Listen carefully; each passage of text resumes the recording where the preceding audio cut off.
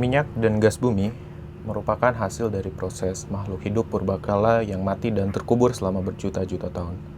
Mendapatkan tekanan dan pemanasan suhu tinggi lalu kemudian berproses menjadi mineral. Untuk membawa minyak dan gas bumi sampai ke permukaan, dibutuhkan proses yang sangat panjang dan mahal. Dan industri migas modern membagi proses ini menjadi dua tahap, yaitu tahap eksplorasi dan tahap produksi. Kegiatan eksplorasi dimaksudkan untuk menemukan cadangan migas, sedangkan kegiatan produksi bertujuan untuk mengangkatnya sampai ke permukaan. Kegiatan eksplorasi terdiri dari beberapa tahap, meliputi studi geologi, studi geofisika, survei seismik, dan pengeboran eksplorasi. Studi geologi dilakukan untuk struktur susunan batu di lapisan bawah permukaan. Dari hasil studi ini, maka dapat diketahui area yang perlu dikaji lebih lanjut menggunakan studi geofisika.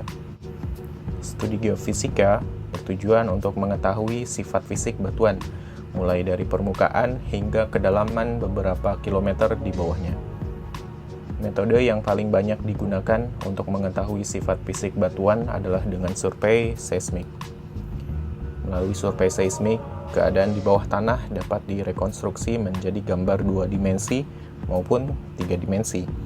Kegiatan survei seismik biasanya berlangsung selama 1-4 tahun, tergantung dari lokasi dan tipe reservoirnya. Berdasarkan hasil interpretasi gambar, jika ditemukan lapisan yang berpotensi menyimpan cadangan migas, maka selanjutnya akan dilakukan kegiatan pengeboran eksplorasi. Data seismik yang akurat belum tentu menjamin terdapatnya cadangan migas. Data tersebut harus dibuktikan dengan kegiatan pengeboran. Semakin dalam lapisan yang dibor, maka semakin besar biaya yang harus dikeluarkan. Pengeboran merupakan bagian penting dalam kegiatan eksplorasi maupun produksi, dan durasi pengeboran satu sumur biasanya memakan waktu 1 hingga 4 bulan. Kegiatan eksplorasi mengandung resiko dan ketidakpastian yang sangat tinggi. Oleh sebab itu, dibutuhkan modal yang sangat besar, teknologi yang canggih, dan sumber daya manusia yang berpengalaman. Resiko terburuk dari kegiatan pengeboran adalah dry hole, atau tidak ditemukannya cadangan migas. Akan tetapi, keduanya tidak akan ditemukan tanpa kegiatan eksplorasi. Jika kegiatan eksplorasi berhasil, kegiatan dapat dilanjutkan dengan tahap pengembangan atau produksi. Kegiatan ini mencakup pengeboran sumur pengembangan serta pembangunan fasilitas produksi.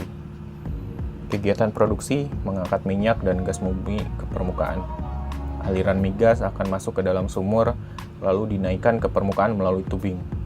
Minyak dan gas bumi kemudian dialirkan ke sumur, lalu naik ke permukaan melalui pipa salur, dan setelah itu dialirkan lagi ke separator, yang akan memisahkan keduanya dari material yang tidak dibutuhkan hingga akhirnya minyak dan bumi dipisahkan.